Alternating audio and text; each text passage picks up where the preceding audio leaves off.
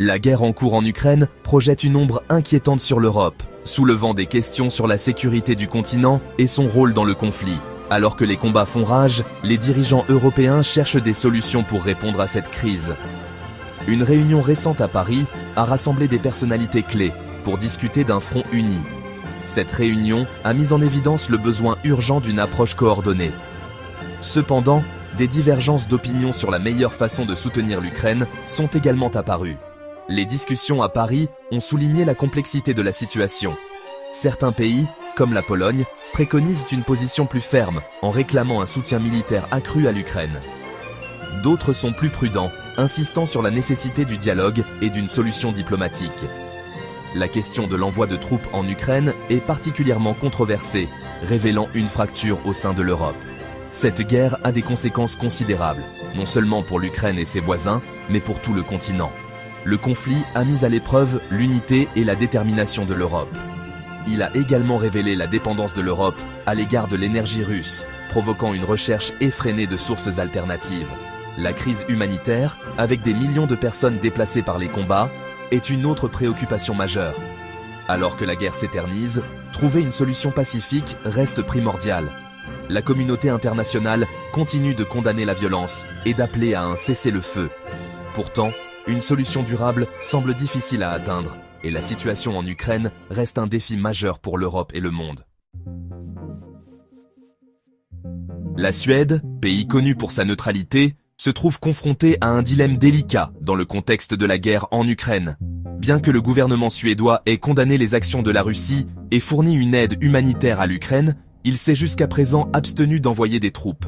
Cette position reflète la politique traditionnelle de non-intervention de la Suède dans les conflits militaires.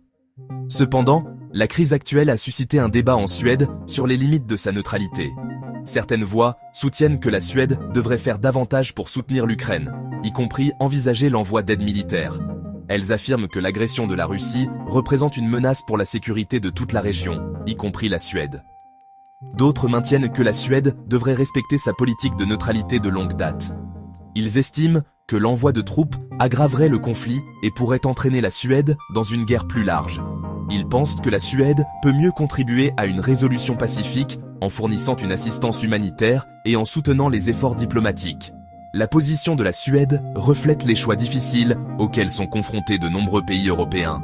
Concilier les intérêts de sécurité nationale avec un engagement en faveur de la paix est une tâche complexe. L'évolution de la situation en Ukraine continuera probablement de mettre à l'épreuve la position de la Suède et de susciter de nouveaux débats sur son rôle dans la communauté internationale.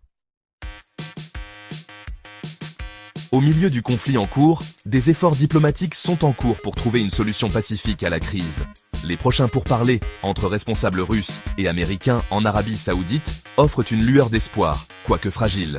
Ces pourparlers, s'ils se concrétisent, visent à explorer les voies de désescalade et potentiellement à ouvrir la voie à de futures négociations.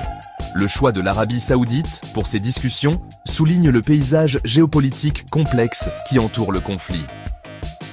L'Arabie Saoudite, acteur clé au Moyen-Orient, a maintenu des relations avec la Russie et les États-Unis. Sa neutralité et son rôle potentiel de médiateur en font un lieu approprié pour des discussions aussi sensibles. Cependant, les attentes d'une percée restent faibles. Une profonde méfiance et des désaccords fondamentaux sur des questions essentielles, telles que l'intégrité territoriale de l'Ukraine et les exigences de garantie de sécurité de la Russie, continuent d'entraver les progrès. De plus, l'absence de représentation ukrainienne à ces premiers pourparlers soulève des inquiétudes quant à leur légitimité et à leurs résultats potentiels. Malgré les difficultés, le simple fait que le dialogue ait lieu est un signe positif. Cela suggère que les deux parties reconnaissent la nécessité de trouver une issue à l'impasse actuelle. Reste à savoir si ces pourparlers conduiront à une désescalade tangible ou serviront simplement de plateforme de posture. Néanmoins, ils représentent une lueur d'espoir dans un paysage autrement sombre. Alors que la communauté internationale est aux prises avec la crise en cours, l'Ukraine reste ferme dans sa détermination à défendre sa souveraineté et son intégrité territoriale. Le président Volodymyr Zelensky a souligné à plusieurs reprises que tout règlement négocié doit respecter le droit de l'Ukraine à l'autodétermination et ne peut être imposé de l'extérieur. L'exclusion de l'Ukraine des prochains pourparlers en Arabie Saoudite a suscité de vives critiques de la part de Kiev. Le président Zelensky a déclaré que l'Ukraine ne reconnaîtra aucun accord conclu sans sa participation directe. Cette position reflète la conviction ferme de l'Ukraine qu'elle doit être une partie prenante à toute négociation concernant son avenir. Le gouvernement ukrainien a appelé à un soutien international continu, tant en termes d'aide militaire que de pression diplomatique sur la Russie. L'Ukraine affirme qu'une réponse internationale forte et unie est essentielle pour dissuader toute nouvelle agression russe et créer les conditions d'une paix juste et durable. Malgré les immenses défis auxquels elle est confrontée, l'Ukraine reste résolue dans son engagement à défendre sa liberté et son indépendance. Le peuple ukrainien a fait preuve d'une résilience et d'une détermination remarquables face à l'adversité. Leur courage et leur sacrifice rappellent avec force le coût humain de ce conflit et la nécessité urgente d'une solution pacifique qui respecte la souveraineté et l'intégrité territoriale de l'Ukraine. Abonnez-vous à la chaîne Géopolitique Anticipée si vous souhaitez voir de nouvelles analyses géopolitiques. N'hésitez pas à commenter et à soutenir d'un pouce en l'air cette vidéo.